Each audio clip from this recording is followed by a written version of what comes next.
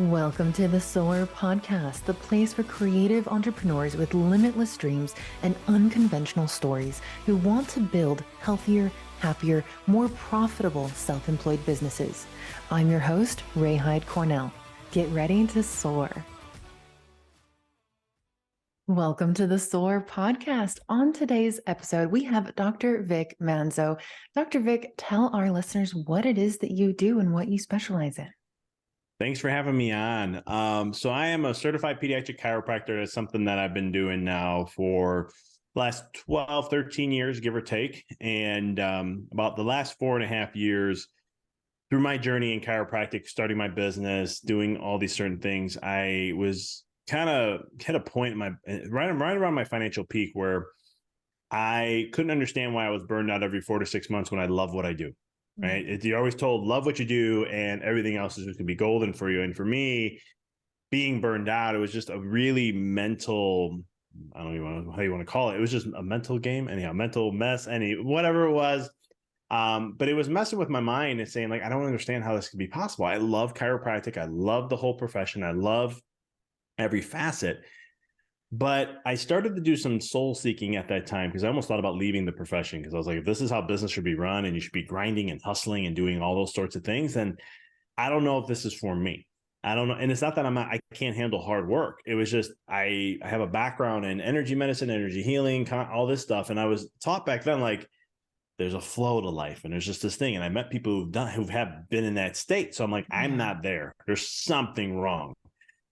And so I kind of changed things around and I started to get back into my roots, into the neuroscience, mindset, subconscious mind, all these fun things. And what ended up happening was I found an avenue to a fulfillment and I realized why I was burned out. It wasn't that it wasn't about chiropractic. It was a misalignment to my vision and my purpose.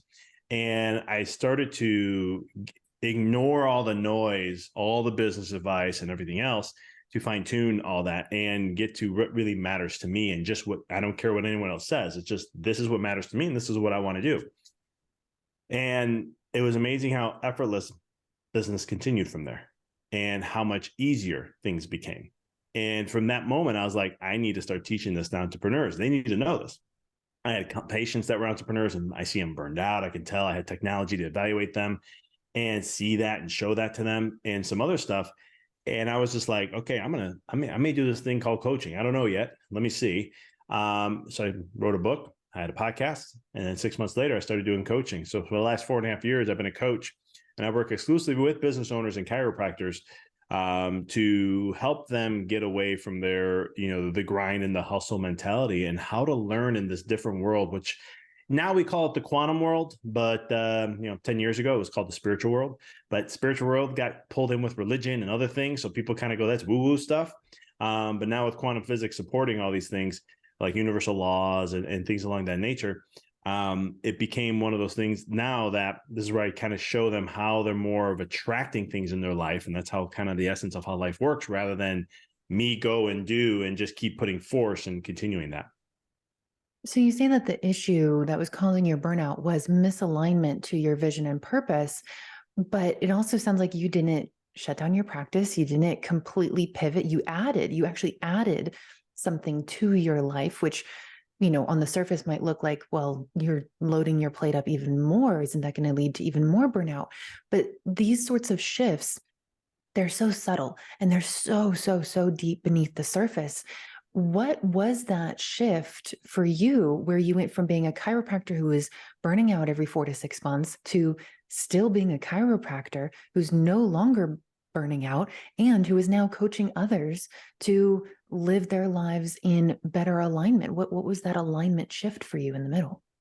So one of the things is I had a coach that was kind of telling me, like, just accept people where their health is. Like, you're going to help them, but they're only going to want certain type of help. And that's just, support and help them and love them along the way. They're not all going to be like you. They're not going to be you're a health nut. You're like at the top of the 1%. They're not going to follow that.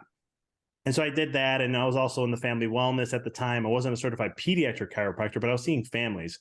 And it was one of those things like, oh, you got to work weekends. That's just part of families. You got to make it easier for families to come in. So it was always looking outside me and saying, well, I have to do this because of this. And I kind of grew up that way. I was kind of I was made to be a people pleaser.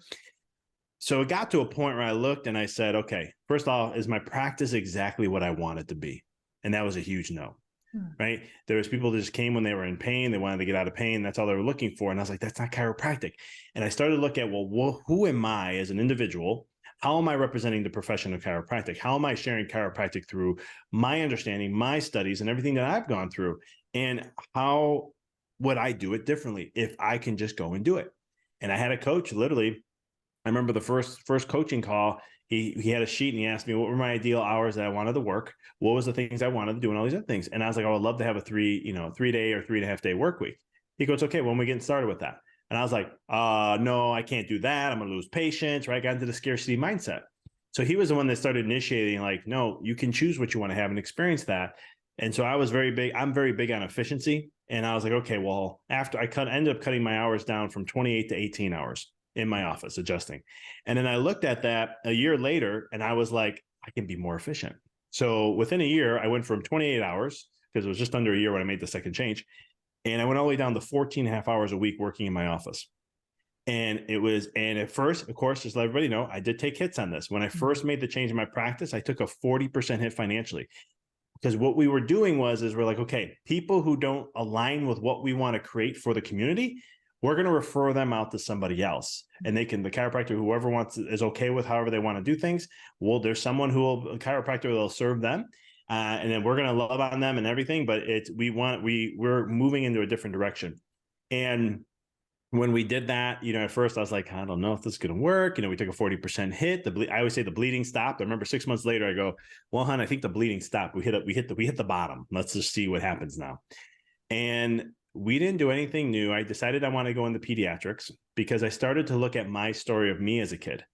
And, just a real quick short story. I was born bilateral clubfoot. So that means if you look at the top of your feet, when you're looking down, mine were turned inwards, like my toes started to turn inward. And then I started to see the bottoms of my feet. I was an antibiotic kid. I almost died at 4.5 years old with bacterial meningitis. Thankfully, my cousin was babysitting me. We had a hospital a block and a half away. I went into a seizure. She didn't know what to do. She just picked me up, ran me to the emergency room. Doctor was like, if you didn't get him here another half hour later, he probably wouldn't be here. So then also on top of all that, with the clubfoot stuff, at 7 years old, I had a doctor tell me that I would never play sports. I'll need a hip replacement at the age of 30. So there was always like this, there was always something showing up in my life with my health that wasn't going to allow me to be a kid or allow me. I love playing sports and I wasn't going to be able to. And so the emotional side of what I went through on that and what it did to me later in life from going through all that, that's kind of, I was like, I want to work with kids. I want to help kids. I want the kids of the future. I understood the neural development. I started hearing about ADHD and autism and the rates. And I started to hear about chronic illness. 53% of kids have it back then, 7 years ago. That was the number.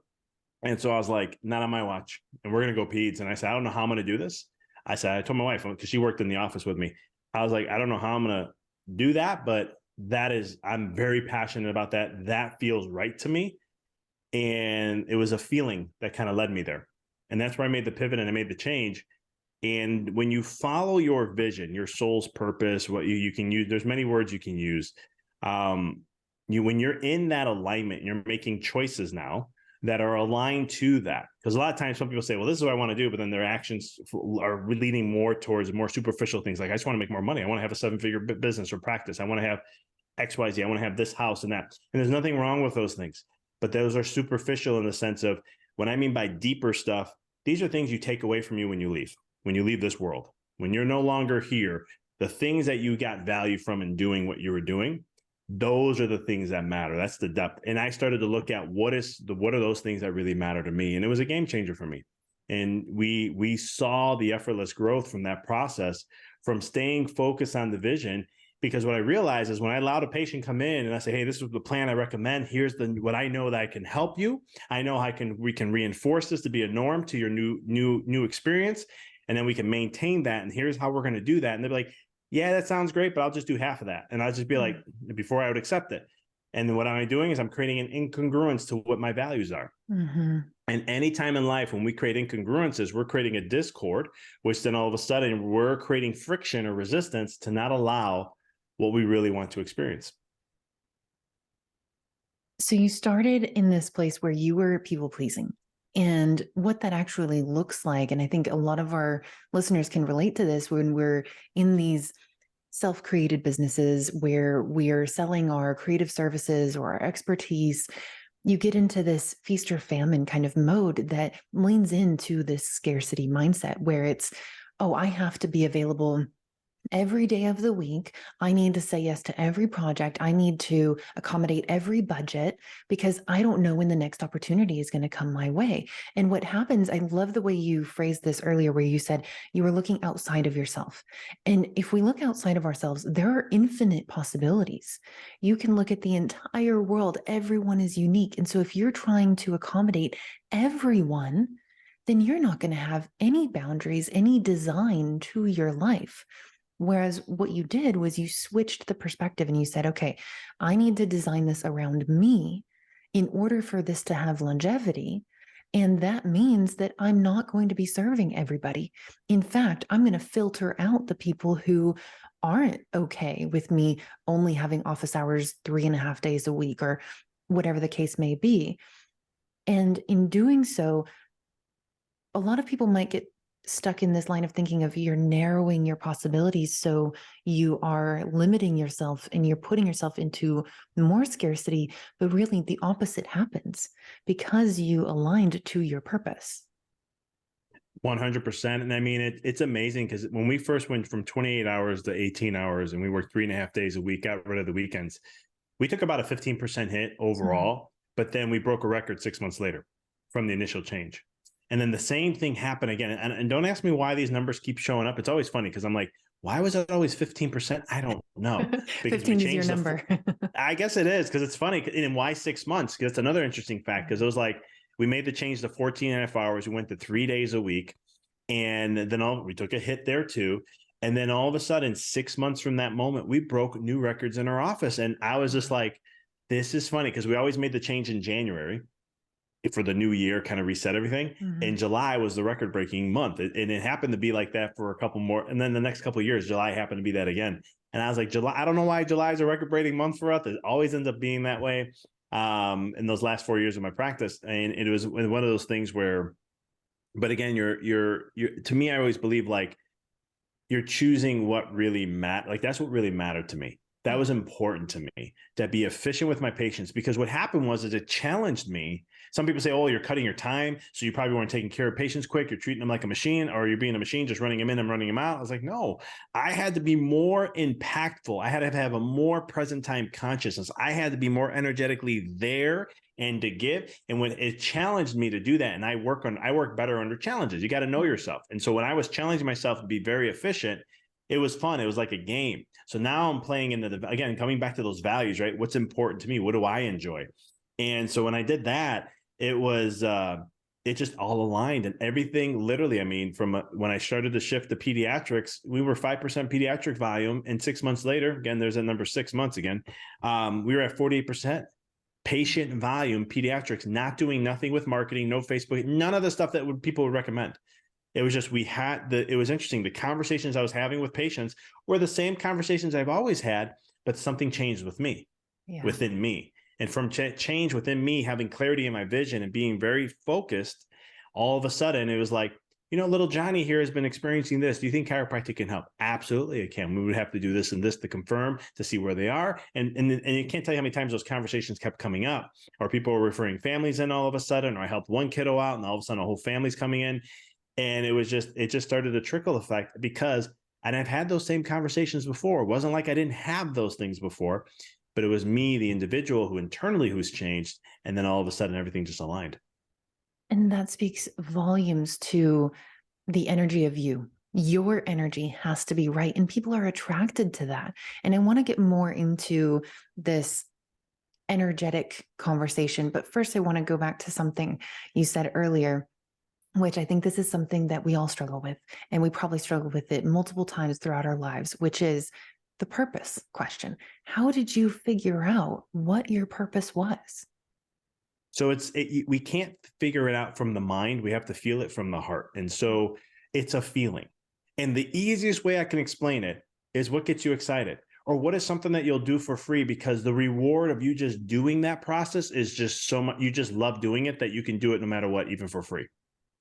That is the easiest way to really tap into what is your purpose, because our feelings are a guidance to what our soul, you want to call it your soul, you want to call it just whatever the other I use soul for that image because, or that perspective, because it's whenever we are in alignment with our soul, you're going to have a bliss, you're going to have joy, you're going to have even some calmness and peace come in. It's also the same feelings you get when you're in the present time consciousness. And so when you think of something that gets you excited, it brings this inner joy like a kid. That is something you want to go and you want to go follow that. It may not be the exact path. It may not be the purpose. It may not be the exact same thing. You may not get it on the first shot, but it's a signal flag.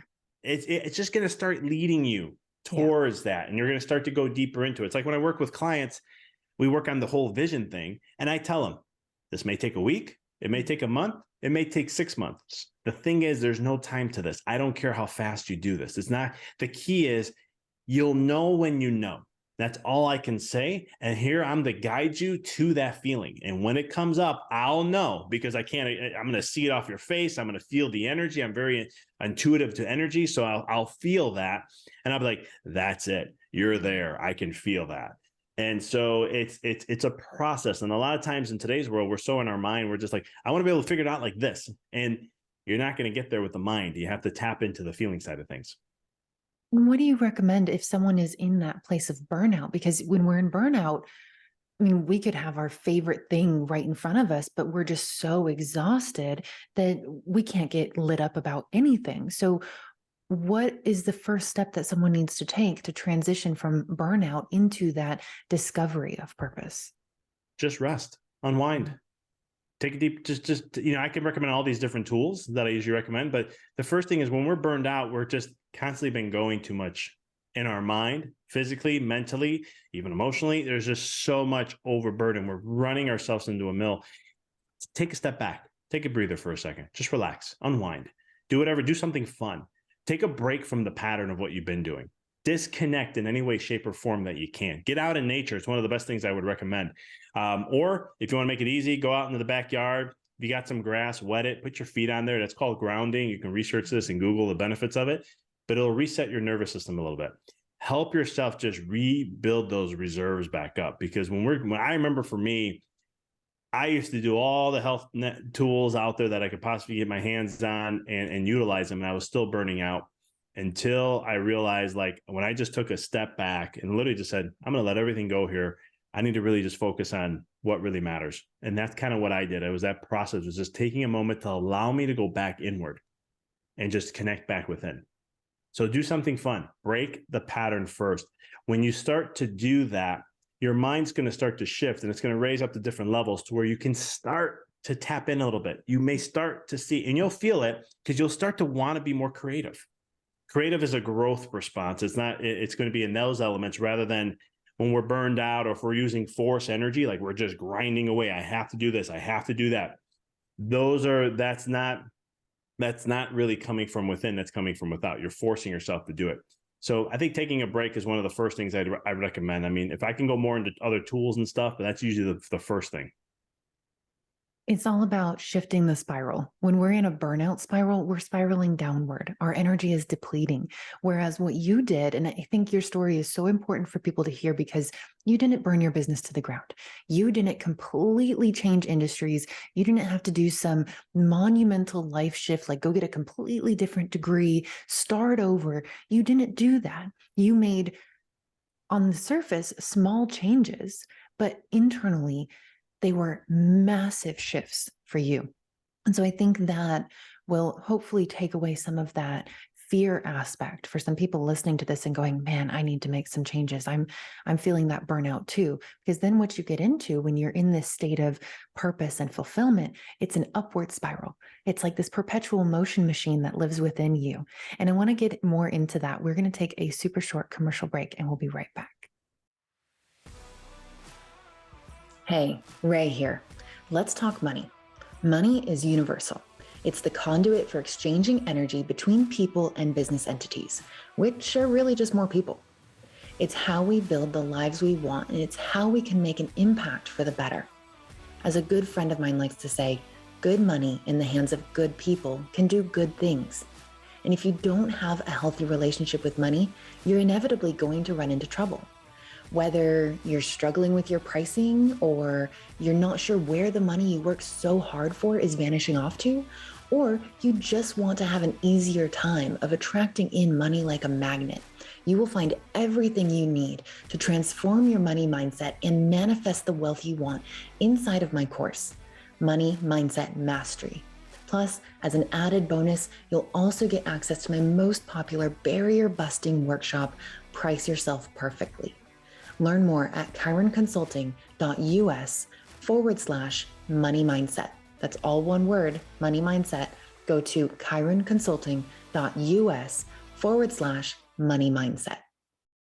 We are back with Dr. Vic Manzo. So, Vic, you have not just this expertise around chiropractic medicine and pediatrics in particular, and you're on a mission there, but you also have a side mission, which is helping other people go through this same transformative experience that you went through to help them figure out what their purpose is and how they can have fulfillment in their lives. What was your first foray into helping open these doors for others? Like what got me started to want to do that? Yeah. Yeah, I mean, again, it was seeing my journey, but then also talking with others and seeing the traps, right? So a lot of times what we do as humans is, you get into business, you want to be successful, and you're going to do everything you can to be successful. I did the same thing. And what will end up happening is we lose ourselves in some way in that form because we follow someone. And then we're like, oh my God, this person's like, look at me. I have had a 7-figure business and I've helped, now I'm a coach and I help others do this, right? So then we're like, oh my God, I want the 7 figures. So we get caught with the shiny lure and we start to go down that path. And what we realize is we lose, anytime you follow a system, you lose your individuality. And when I was tired of seeing, and I went through this through the chiropractic side, outside of business, outside of chiropractic and with following business mentors, is that every time I do something or follow a system, I felt like I couldn't tweak it. It was like, you have to follow a system. This is it. This is what works. And I'd be like, well, why can't I tweak it? Everybody's different. Like, what if I do this instead of this? And it was never like, no, that's not what, this is the system. This is what works. And this is how we do it. And I was like, that feels too robotic. And so I was like, you know what? I'm tired of seeing and hearing about everyone telling people what to think rather than how to think. And that after a while, I started getting more and more fed up with it because it was happening to me a lot and just telling me what to think. And I'm like, I'm not like just someone, I want to be able to understand the formalities of everything. I want to be able to be creative with my stuff. And so I got to the point where that's where I started opening that door. And where it first started is before I got into the coaching side I was like, you know what? I've always wanted to I was in podcasting in like 2012. I had about a year worth of health podcasts that I was doing. And I pulled away from it because energetically I was just like, it doesn't feel like this is for me. Like I like it, but I'm going to pull away from now. And I eventually wanted to get into something of a spiritual podcast of some sort. And then kind of put that away for a little bit. And then 2018, it kept coming back. But I was like, I'm not going to do spiritual because too many people think of that in a different realm. I'm really big into the mind. I love how the mind works. And so I started my podcast in 2018. And I started sharing the principles of what I've learned over the years. And at that time, it was the last 10 years. And so that's what was starting to open the door. And then that's where a book came out because I was like, you know what? I need to share this of how the rules of life are, how the universe laws are, how this is, how this, that. And so I started doing that journey. And then again, like I said earlier, that's when I felt the confidence to be like, you know what? I think I want to start coaching. Now, I don't have any formalities. I'm not certified in someone's coaching program. It's just the procedures of what I've learned from all the studies that I've done through, I won't bore you with all the details, but through all that and personally my own experiences to help navigate a way to where it can be individual for the person. There is no system to my process. Yeah, there's maybe a little bit of a beginning, but like, for example, I had a client just start about a couple months ago. And I was like, okay, we're going to go a different realm than when I normally like to start with my clients just because of where they were. And I'm like, we're going to just go a whole different realm. Just buckle your seat. We're going to go for a little ride here. I promise you it's all going to work out. And she was just like, okay, let's do it. She goes, I know I've been hitting some walls. And I said, I just feel like we need to make a huge, so it's individual on each level. because from my chiropractic side of things, chiropractic is an individual approach. It's every care is specific to that person and only to that person. Every journey for chiropractic is individual to that person, just like yoga. And so that experience and going through all that has taught me also from that side, from a coaching side, how to do that, how to be that way and that's kind of what inspired me, wanted to make that move and make that go that route. And I know you say that there's no system to the way that you work, but there is a philosophy. And you've mentioned these universal laws. What are some of the most pivotal concepts that you teach your clients that set the foundation for them being able to make these big changes in their lives?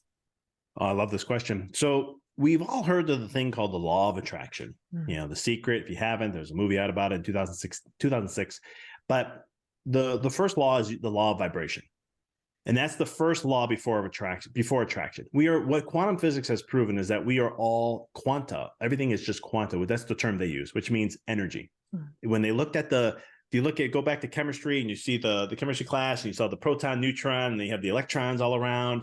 And then they went deep under there and they saw all the subatomic particles like Bohr bosons and quarks and neutrinos and all these different things. Yeah. When they went deep down, there was just this empty space. And they call it energy. And what happened, what we know now is that energy has a certain frequency or vibration. And that emits it out to this thing called the field. You can call it the universe. You can call it whatever you like. And what happens is the law of cause and effects will kick in, because the cause is you emitting that energy out, and the effect is what comes back to you. So that's the law of attraction in essence. Mm-hmm.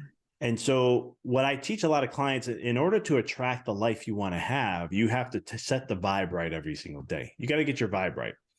And your vibration is made up a lot of different things. It's what's your intention for the day? What's your vision?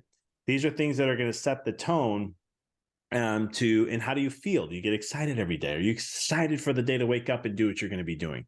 If not, it's okay if you don't have that. There's ways we can trick the mind to get you in that state.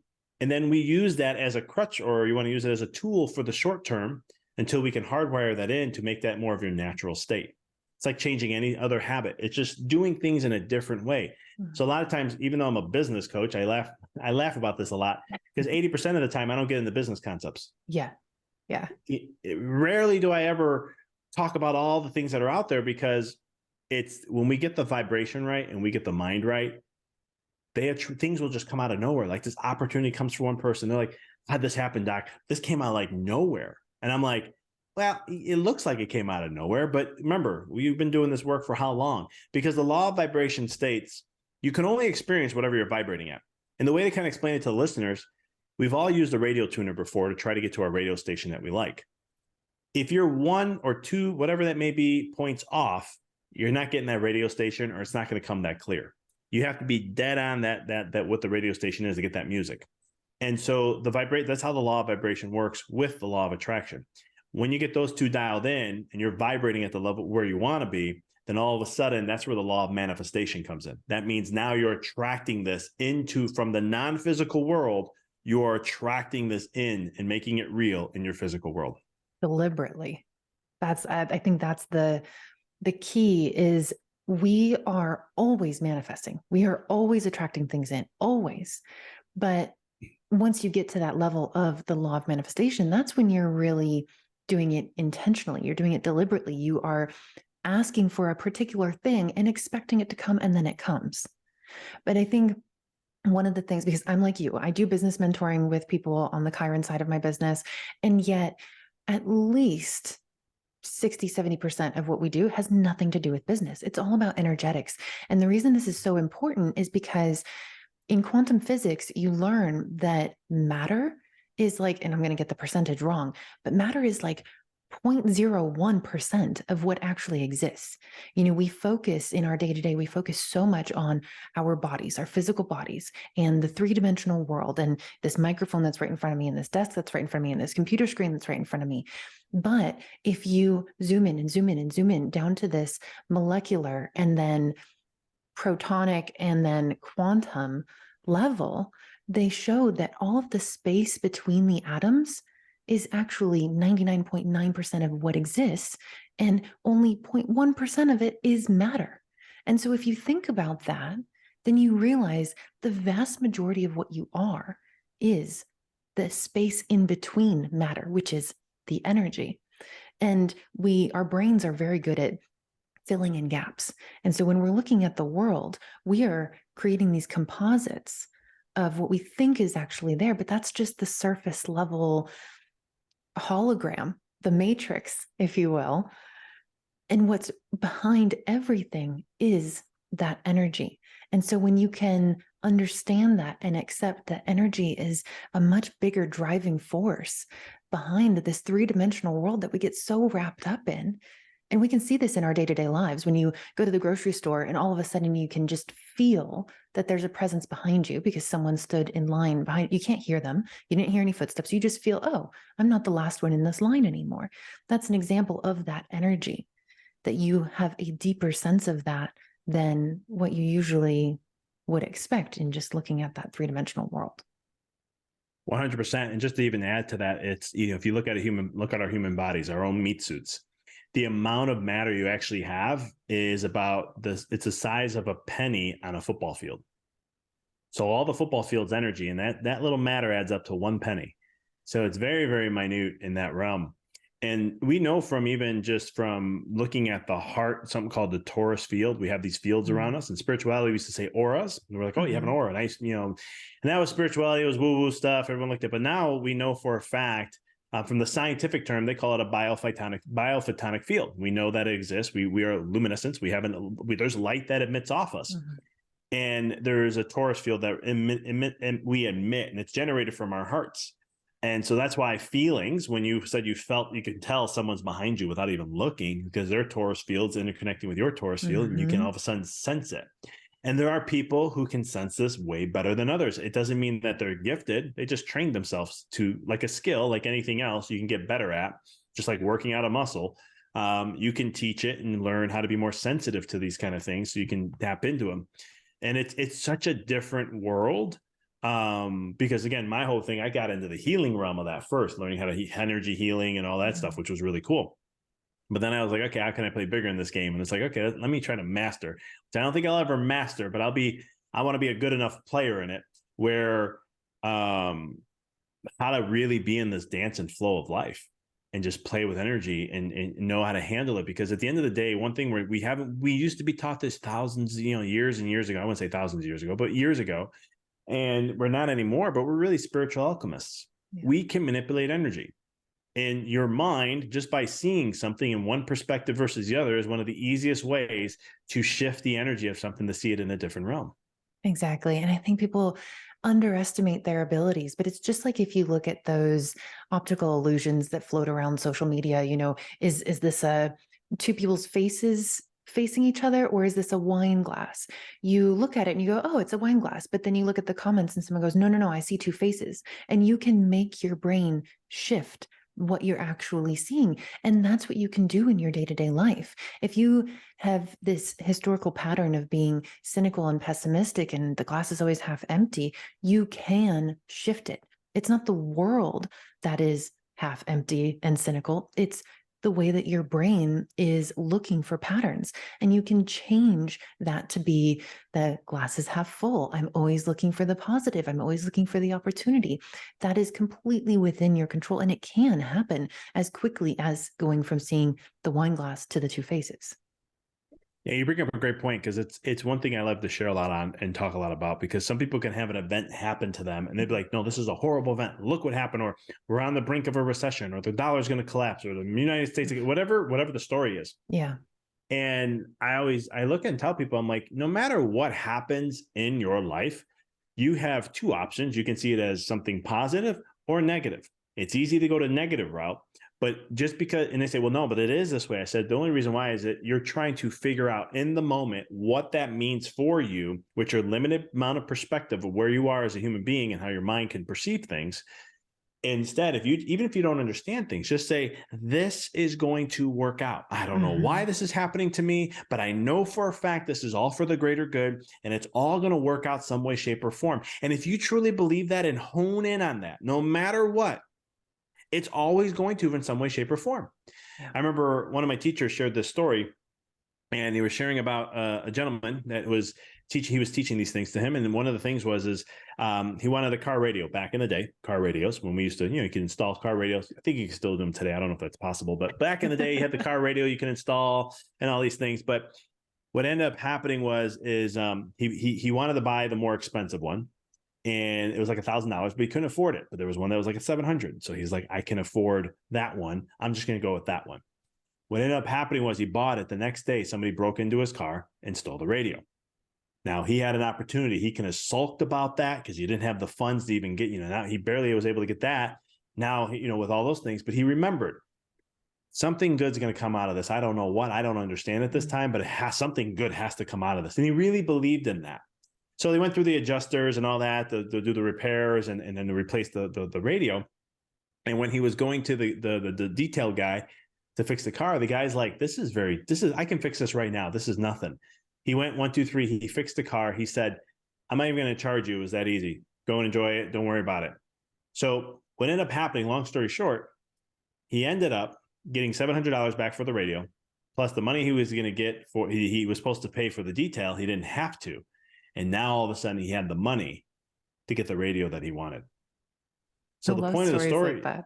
Yeah, and I could share client stories like this. Yeah. It's just crazy, but it's one of those things just to share with the listeners. Like, again, it all comes down how you see it as what it's going to become. This is quantum physics, and through the study of the observer effect or the double slit study. So however you see it, what it's going to be. But you have to believe it, though. That's the other side of it. You believe it, just stick with it. And you'll start to see, because we can only, like Steve Jobs says, you can't really understand life until you connect, you look back and start connecting the dots. You have to connect the dots in order from life. That's how it'll start to make sense. Even though in the beginning, it's in the middle of, or right when it happens in the present, it's just a little harder to do that because, again, we have limited perspectives. There's this phrase that I heard I think it was a TV show, but I can't for the life of me remember, but it was, everything works out in the end. And if things aren't working out right now, then it's not the end. I just love that. That's always stuck with me. So true. Earlier, you mentioned that there are some other tools, and I want to wrap up on this because I want people to see that this is not just a heady concept that you think about while you're in the shower, and then once you step out and you go into your day-to-day life, you forget all about it. You said that there are things that people can actually do to start tuning into that actual frequency on the radio. And I know that this is something that sometimes it can feel like, well, if I'm not going to hit the target on the bullseye, then why am I even going to try? And the reason you try is because you may not hit it on your first attempt, but you get closer and closer and closer and closer, and it requires that practice. That's why people talk about spiritual practices and morning routines and mantras and all of these things that you repeat, because you get closer and closer and closer the more you actually do them. So if someone is ready to start working towards hitting that actual frequency that they want in order to attract in the life that they want, actually live in a state of fulfillment, where do you start them? So, I always declare what the vision is, but I'll share a tool that you can use. Because what this tool is going to do is it's going to reset your mind. It's going to reset your energy field. And it's just going to reset everything to a point where you come back to this present moment. And at the end of this, you're going to be in the present moment. The biggest tool I love sharing is meditation, but that can be very frustrating for people, especially in today's age. But what I'm going to share is that I recommend this to patients, I recommend this to my clients, is breath work. Doesn't matter what kind of breath work. There's a part of your brain. The reason why this works is there's a part of your brain called the breath pacemaker. It's a cluster of neurons in the top of the midbrain. It's like right behind your throat, in other words. And what it does is it monitors your respiratory rate. And so when you're angry, your respiratory rate gets faster, which then the brain picks up, says, yep, we're feeling the energy of angry. The respiratory rate's there, and it stimulates this part of your nervous system called the autonomic nervous system, which we can't control per se, but we do have influence over it. To rev things up, and you get tight, you get cramped, your heart rate goes up, all these different things. But in that same moment, as you're feeling angry and everything's starting to be a trickle effect from there, you can slow it down with breathing. And research shows 60 breaths is a minimum.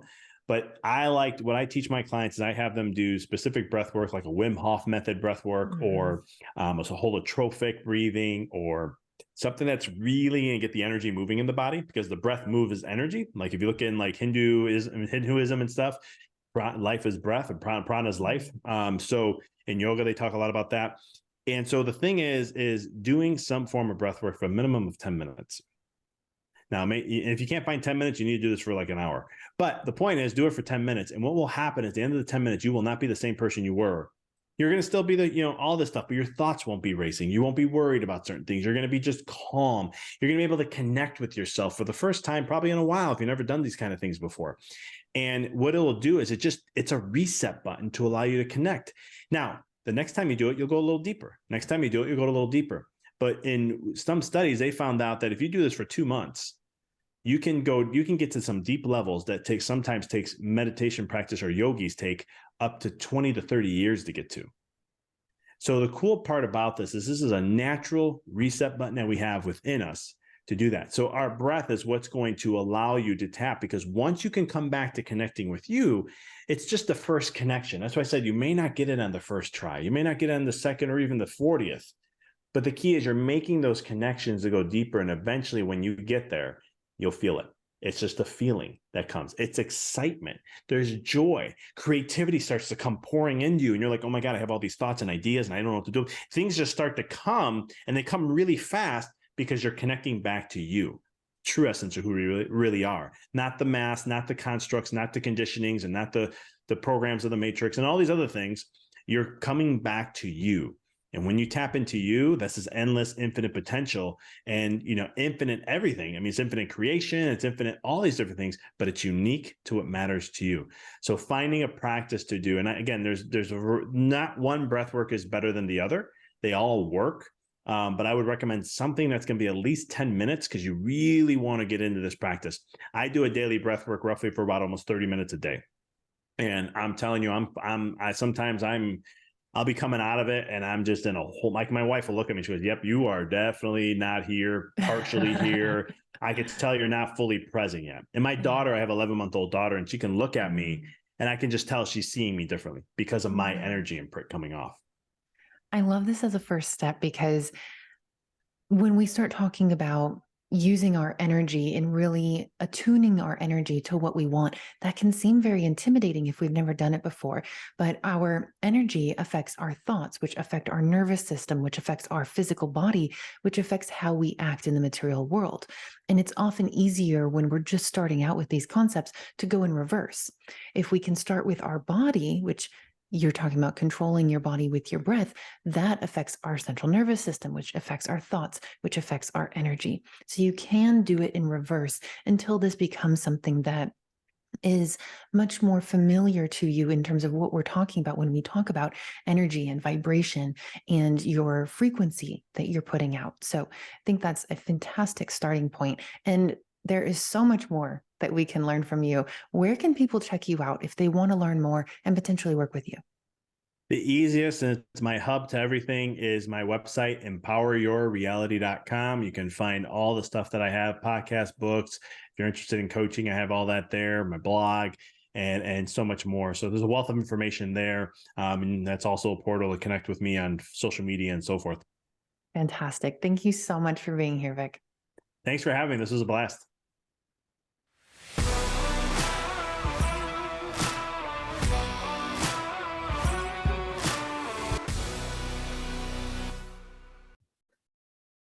Hey, Ray here again. Thanks for listening. If you like this episode, please subscribe and rate us in your favorite podcasting platform. Want to be a guest on the show or know someone who has an amazing story of entrepreneurship? Apply on our website at chironconsulting.us/podcast.